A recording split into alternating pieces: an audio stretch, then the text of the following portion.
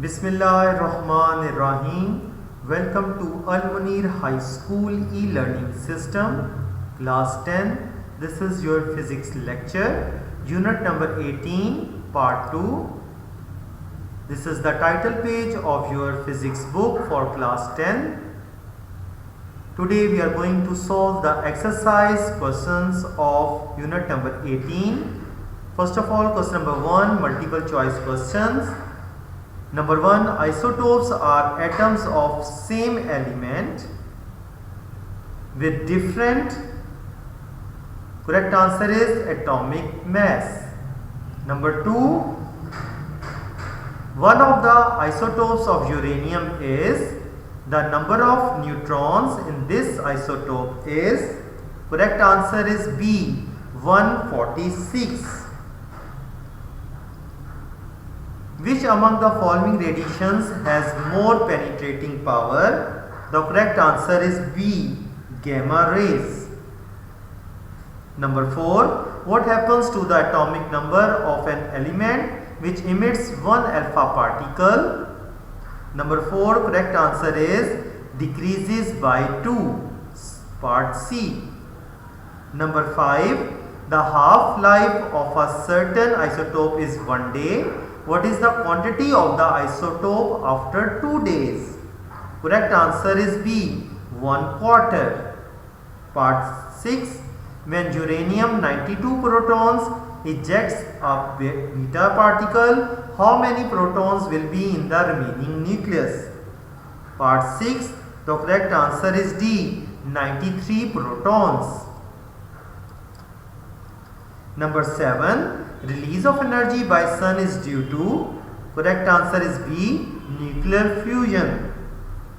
Part 8, when a heavy nucleus splits into two lighter nuclei, the process would, correct answer is A, release nuclear energy.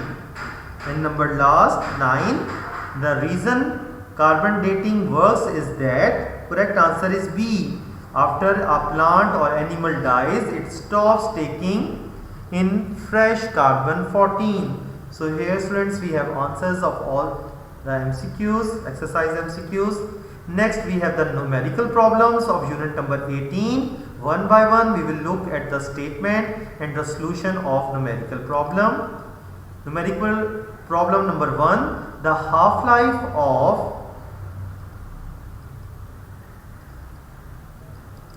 nitrogen is 7.3 seconds. A sample of this nuclide of nitrogen is observed for 29.2 seconds.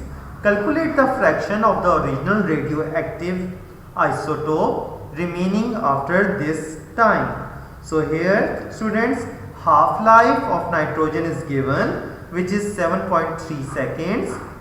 Time observed is also given, which is 29.2. After the time half-life, yes, 7.3 seconds is equal to half of sample will decay.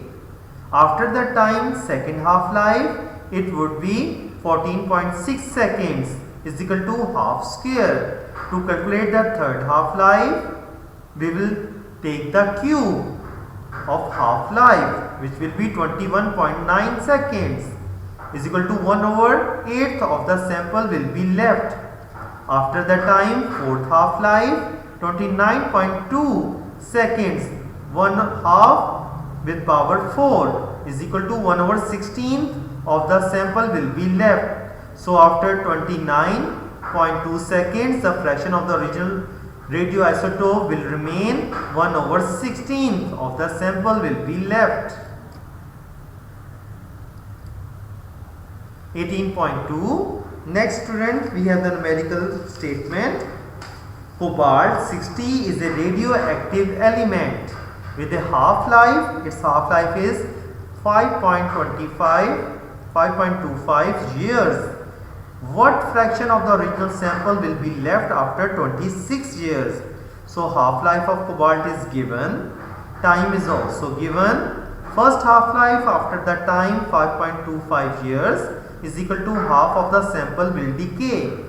Second half-life, we will take the square as we did in the first numerical To find the third half-life, we will take the cube. To find the fourth half-life, we take the value 4 here, and to find the fifth half-life, we will take the 5, which will be 1 over 32 of the fraction will remain. So after 26.25 years and or approximately 26 years, 1 over 32 fraction of the original sample will be left. So students, these numericals are very simple and easy to solve it. 18.3, carbon 14 has a half-life of 5730 years. How long will it take for the quantity of carbon 14 in a sample to drop to 1/8 of the initial quantity? So students, half-life of carbon is given in this question. We have to calculate the time required for first half-life. So time required for second half-life will be 1.14 into 10 with power 4 years. Time required for third half-life will be 1.72 into 10 with power 4 years. It means that after third half-life, 1 over 8th of the initial quantity is left, and 1.72 into 10 with power 4 years time is required for this decay, carbon 14 half-life years. Next students, we have numerical 18.4. Look here, half-life of technetium is -99, which is 36 minutes. Mass of technetium, yes, also given, which is 200 mg. After 36 minutes, 100 mg of technetium will be left. Within 30 equal to 50 mg of technetium will be left. Within 24 minutes, 25 mg of technetium will be left. Within 18 minutes, yes, 12.5 mg of technetium will be left. Within 12 and 6 is also given. So it means that within 6 minutes, 3.12 mg of technetium may decay. 18.5, half-life of a radioactive element is 10 minutes. If the initial count rate is 368 counts per minute, find the time for which count rates reaches 23 counts per minute. So half-life of radioactive element is 10 minutes. Initial count rate is 368 counts per minute. After 10 minutes it will be 84 counts per minute. After 20 minutes it will be 92 counts per minute. After 30 minutes it will be 46 counts per minute, and after 40 minutes it will be 23 counts per minute as given in this statement. So after 40 minutes we have 23 counts per minute as decay rate. Statement number 18.6, in an experiment to measure the half-life of a radioactive element, the following results were obtained. So this table is given in the question. Count rate is, when count rate was 400, time was 0. When count rate was 200, time was 2 minutes. In 4 minutes it will be 100, 6, 50, 8, 25. So with the help of this table we can draw this graph. We will take the time on our x-axis 0, 2, 4, 6, 8, and we will draw or write count rate on our x-axis. This is called the y-axis and this is called the x-axis. We will take time on the x-axis and count per minute on our y-axis. By joining all these values, we will draw this line to make this graph. A sample of certain radioactive element has a half-life of 1500 years. If it has an activity of 32,000 counts per hour at the present time, then plot a graph of the activity of this sample over the period in which it will reduce to 1 over 16 of its present value. Answer is half-life of radioactive element is 1500 years. rate of activity is equal to 32,000 counts per minute. It is clear from the graph that 6,000 years are required to decay the radioactive element in such a way that only 1/16 of this specimen is left. So we will draw this graph for it as we did in the above question.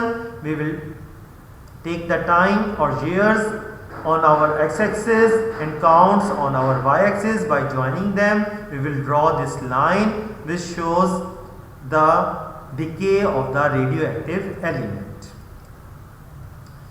18.8 half-life of radioactive element was found to be 4,000 years.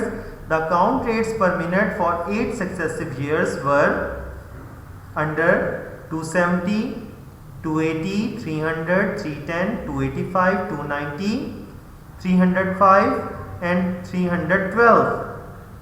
What does the variation in count rates show? Plot a graph between the count rates and time in hours. Why the graph is a straight line rather than an exponential? So half-life of radioactive element is 4,000 years. Time for activity is 8 hours, which is given in the statement. Variation in count rate shows the random nature of radioactive decay. So here we have the graph. We will take the time in hours on our x-axis, counts per minute or per hour on our y-axis. By joining all these counts with their time, we will draw this line which shows that graph is almost horizontal line. This line is called the horizontal line rather than exponential curve, which is due to long half-life as compared to 8. 18.9 ashes from a campfire deep in a cave show carbon-14 activity of only 1/8 of the activity of fresh wood. How long ago was that campfire made? Activity of carbon-14 is equal to 1/8 of activity of wood. As we know that half-life of carbon-14 is 5,730 years. Time for carbon-14 to decay is half of activity or 1/4 of activity.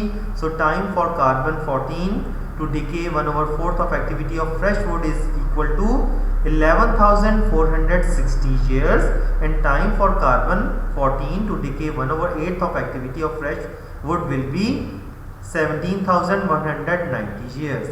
So this is all for today, students. Thank you. Allah Hafiz.